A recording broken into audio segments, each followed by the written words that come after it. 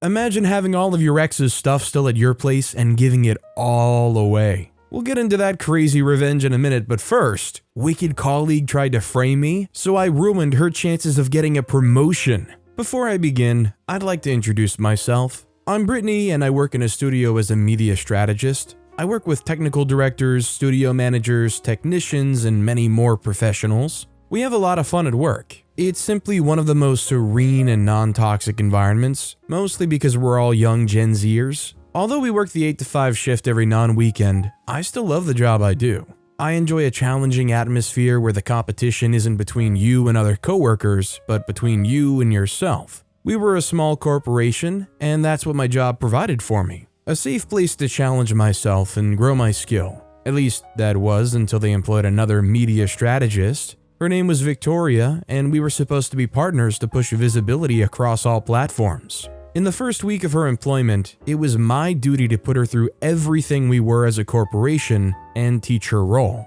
I played a position as something like a role model or guide to her, and I loved it. Victoria was also better than me, but within the age range of everyone in the company, so there was no friction between us, or at least I didn't suspect any friction.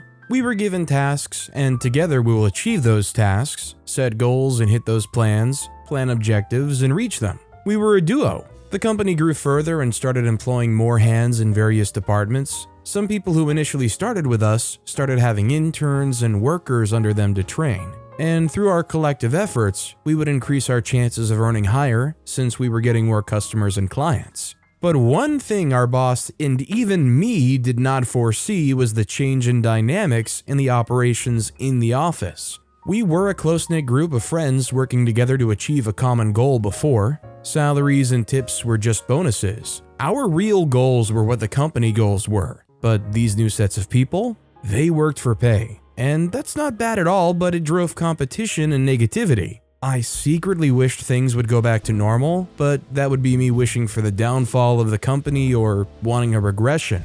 I guess I wasn't the only one who noticed the change in the dynamic. When our boss called for a meeting with all heads of department, he stated that each department had the potential of doing more than they were currently doing. Instead, he was recording individual growth. That is, more people were doing better individually, and if someone in your team was doing well, the other person in the team slacks. Therefore, there is no growth in the overall output. He asked us to brainstorm and come back to him with ideas to curb this matter. Obviously, the next Monday, the heads of the department returned with the very idea I was afraid of. Many were in support of saying that we should be paid on commission. I knew what that will drive in the workplace. An unhealthy, unbridled desire to achieve more than another person. But I didn't have a better idea or suggestions, so I kept quiet and watched the next season on working with that studio fold out. Like I predicted, everything changed. I tried to protect my little media strategy department away from the epidemic, but it was no use. Word got around, obviously, and it was announced that workers will not be getting paid on commission. It means the more work you did, the more you would get paid, and the less work you did, the less pay you received. Instead of the team working together, we have people taking on more tasks than they were capable of completing. At the end of the day, we would have so many incomplete jobs or jobs done in a very subpar way.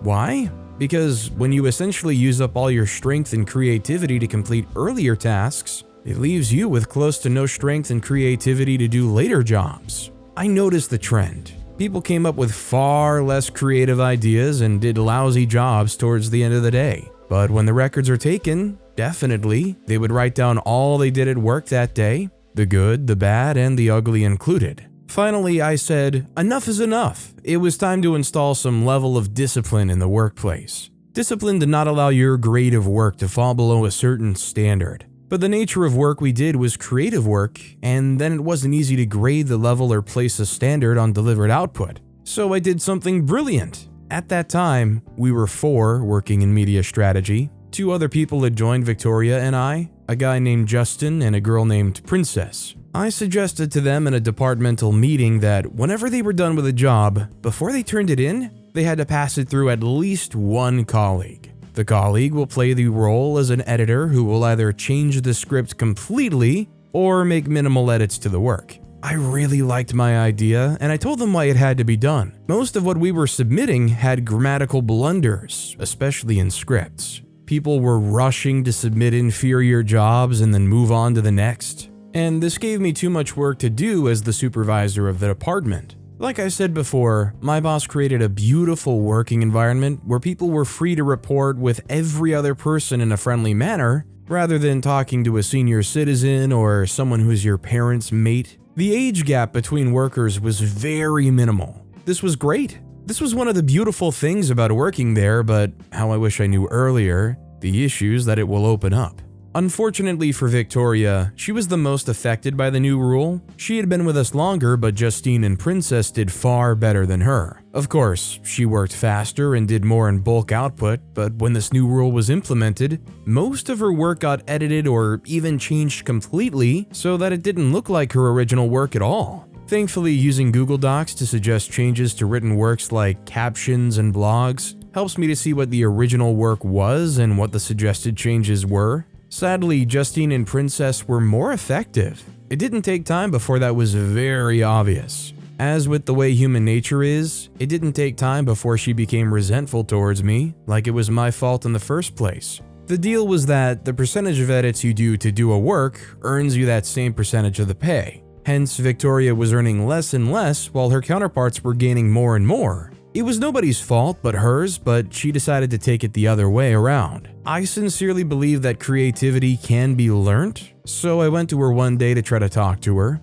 I told her that I recognize her efforts, and I like them, but the reason Justin and Princess get lesser overall suggested changes, and her scripts are almost completely altered, is because of creative levels. I suggested books to improve her vocabulary. I offered courses to her, critical thinking courses too. All these just so that she could grow herself and become better at the work she did. You know what this ungrateful girl did? She began to spite me, and because of the dynamics of age in the work environment, Victoria started to think she could disrespect me by talking to me anyhow, and was refusing to do the work I assigned to her. I understood that she was frustrated by everything, but there was no reason to throw a tantrum like a baby. Victoria was blatantly refusing to do work. It was enough that she was like a drawback in my department. Instead of work to keep progressing, we had to take extra time to correct her work. Now she was being some kind of liability. She was assigned jobs to do, and we will come back to check and find it all undone.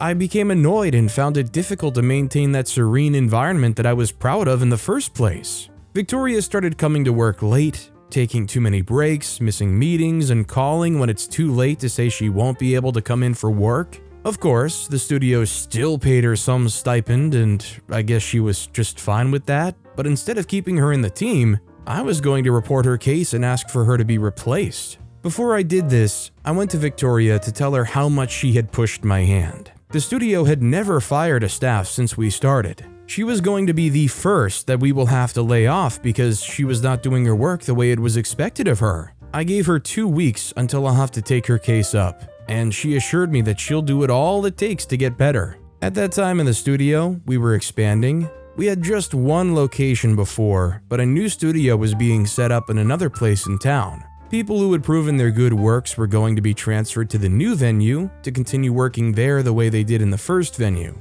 The only difference was that if you were transferred, it was considered a promotion, so your pay per happy customer is increased. I was to select one of my team members to move on to the next level. Because Victoria had been with me longer, I considered her. The only issue was her motivation to work. She had to stop needing incentives to do great work, but to do great work regardless. While I was considering this, I was watching Victoria. She surprised me that day. I guess she somehow heard of the transfer, so she upped her game.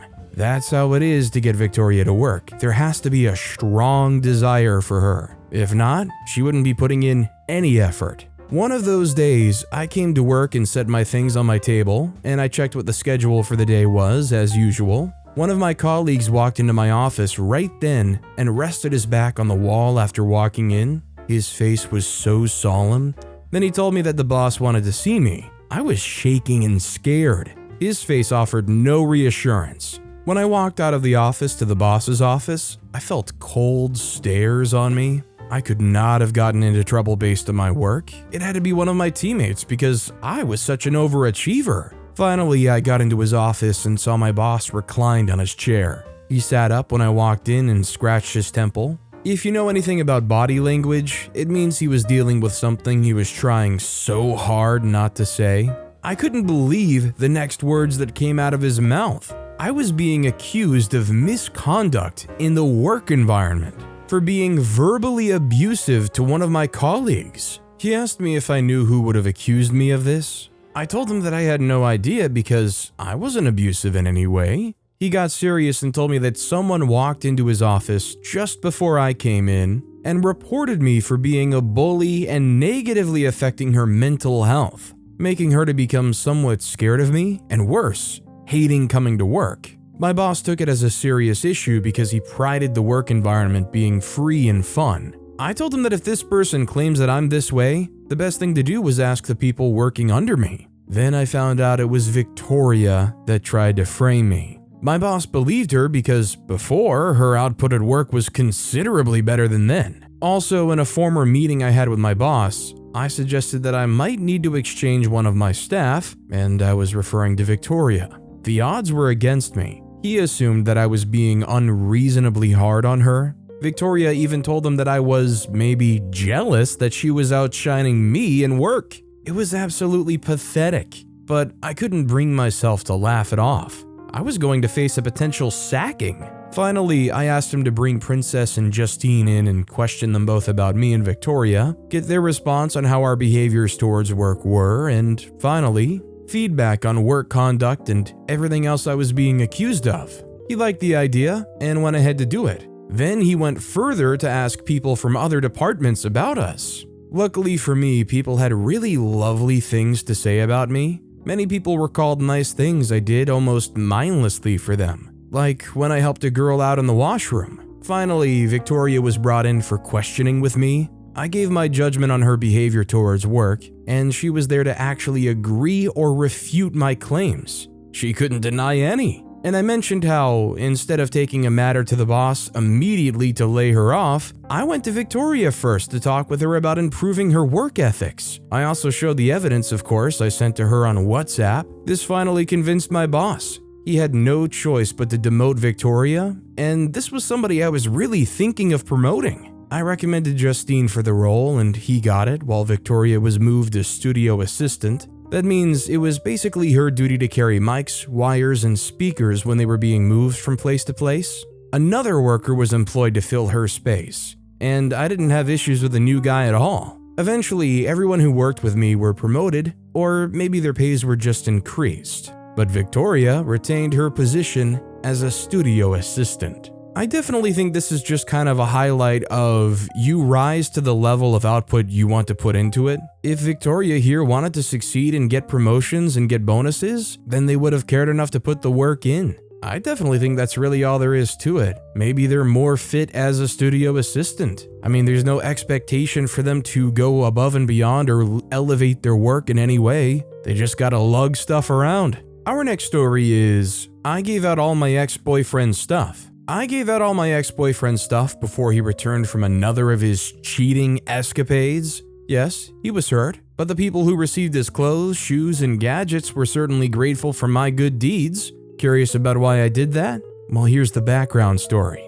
My ex-boyfriend is the worst cheat and manipulative person ever. He was so good at it that he managed to get me to stay with him for years. Just thinking about how much time and energy I wasted on being with him gives me a headache. I was so unfair to myself and should have left a long time before I finally did. In a way, I blame my dad for my reaction to my ex's constant disrespectful behavior. My dad and my mom are still married, and to the world, they have a great marriage since they've been married for over 3 decades. But that's not what they really had. My parents' marriage was horrible behind closed doors, and it took me years to finally admit to myself that my parents didn't have anything great going on for them. My dad had fertility issues and my mom covered up for him for years. My dad even lied to his family and friends that my mom was the one with the fertility problems, and everyone praised him for being a great husband. My mom found out about the lies, but she covered up for him and acted according to the script my dad had written. They lied so much to others about the truth that they soon started lying to each other. My dad started to treat my mom badly. She actually started to think she had the problem.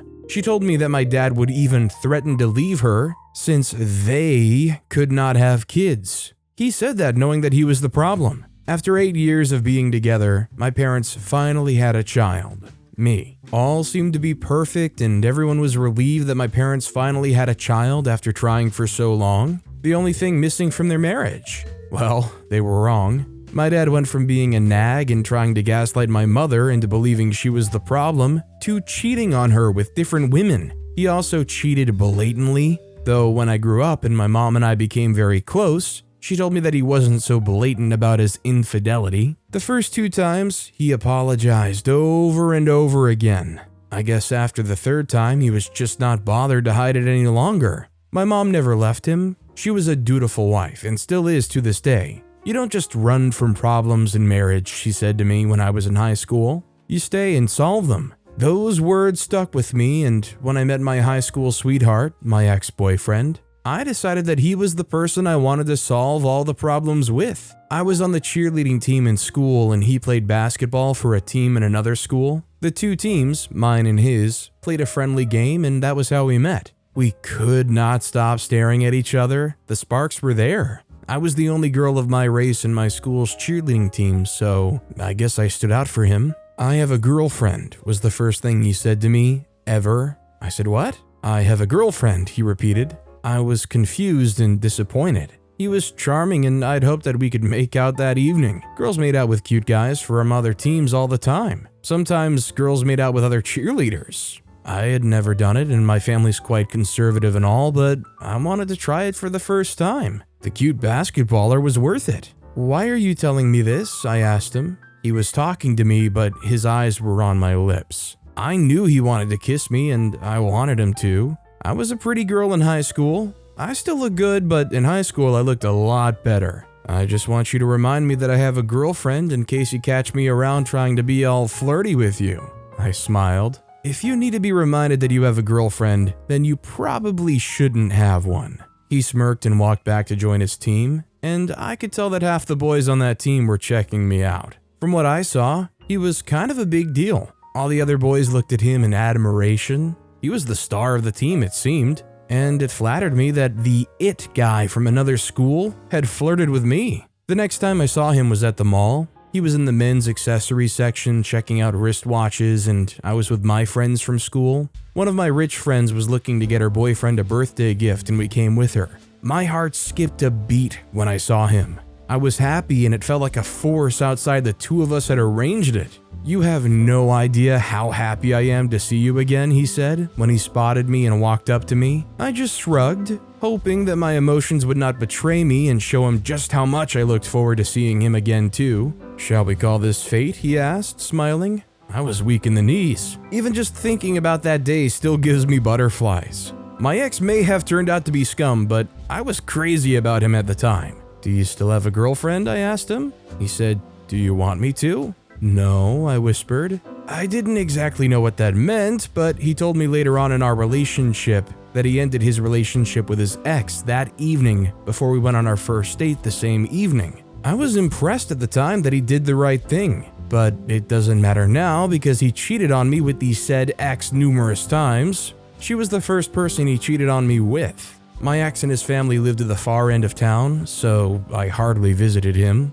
He preferred to come over to the center of town where we could hang out with his other friends and their girlfriends and visit all the cool spots. I just wanted to be with him. The few times I'd gone to his house, he'd come over to my house to take me to his house, but that evening, I decided to surprise him. He had a bad day the day before and lost to another basketball team, so he was kind of sad. I begged my mom to let me spend the night in his parents' home, and she reluctantly agreed. Not after giving me a long lecture on condoms and the dangers of being a teenage mom, and made me promise never to mention it to my father. My dad, who was away on a work trip at the time, must never find out that his teenage daughter was spending the night at a boy's. My friend drove me to his house in her car, and as we drove by his house, we saw him in his car. "Hey," I called out to him. He looked stunned and uncomfortable. I knew something was wrong, so I jumped out of the car without waiting for my friend to park and ran to my ex's car. In the front seat with my ex was his ex-girlfriend,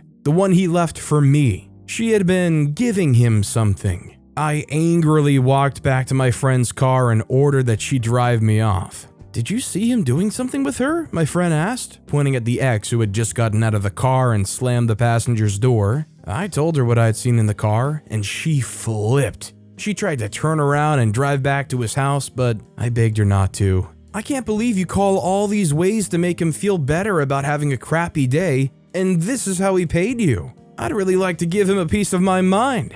What hurt more than anything was that he didn't even call to apologize or anything like that. My dad cheated on my mom often, but he would often apologize and put on a remorseful front. He sometimes did huge gestures like buying her flowers and playing her favorite song. I'm ashamed to admit that I called him first. I asked him why he didn't apologize or try to come after me. He said, "I'm sorry, I know I messed up. I didn't even want to give you any excuses for my behavior. I was so tired that day, I was nearly depressed, and she came and offered to help.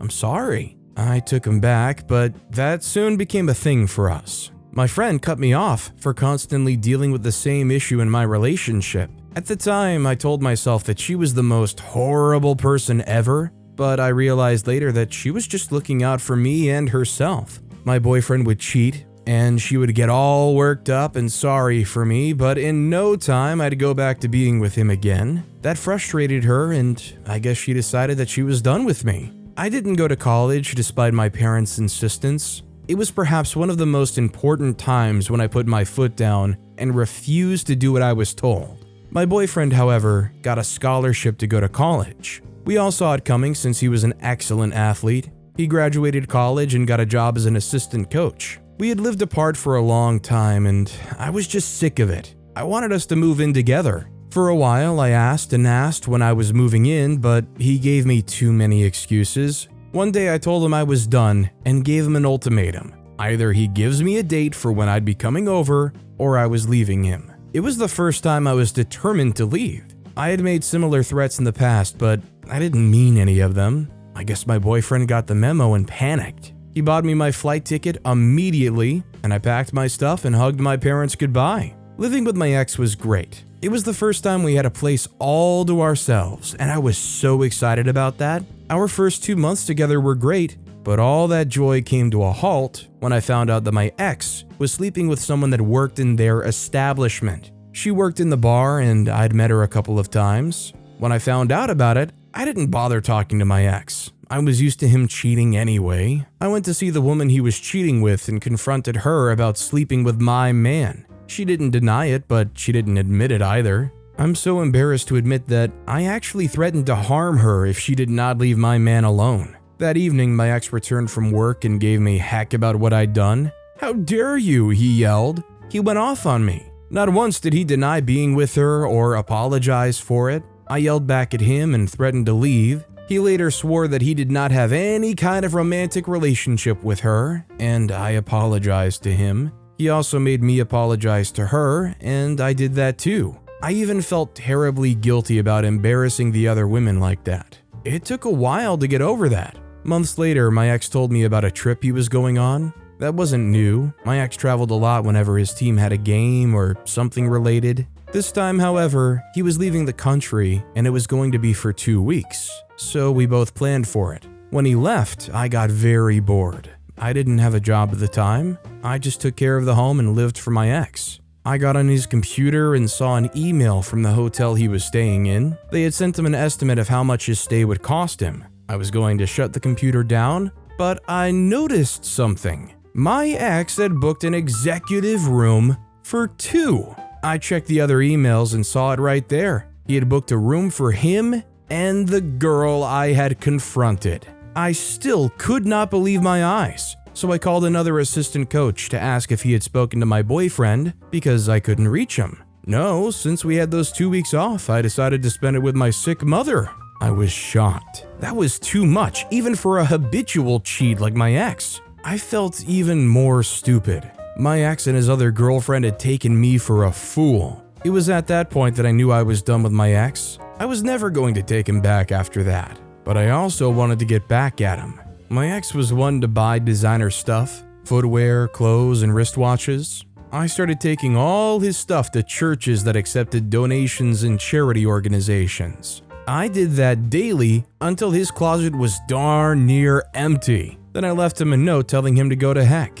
I had no choice but to return to my parents' house. I lived with them for a year and then decided to go to college. In college, I met a teaching assistant and we got married. My ex never contacted me about his stuff, nor did he get to the police. He simply did not contact me at all. And that hurt me for a long time. There was no reaction from him at all. Years later, I heard from an old friend that he was getting married to the bar girl. I just smiled knowing that he would certainly repeat the things he did to me in his marriage. I mean, I think it really just kind of cements the reality of the whole situation in the fact that he didn't reach out or have any reaction. No reaction means that he clearly felt this was more than justified, that they understood why it happened. At least this guy had the ability to reason, after all these years of hurting somebody over and over and over and destroying their trust, yeah, maybe I deserved that. But yeah, I agree with OP. I feel for the bar girl in some way because they're definitely going to experience what OP experienced. But with that being said, that's all the time we have for today. Now, if you want to hear another crazy revenge story, check out that video on the left. Or if you missed my latest video, check out that video on the right. That said, I'll see you all next time with some more stories.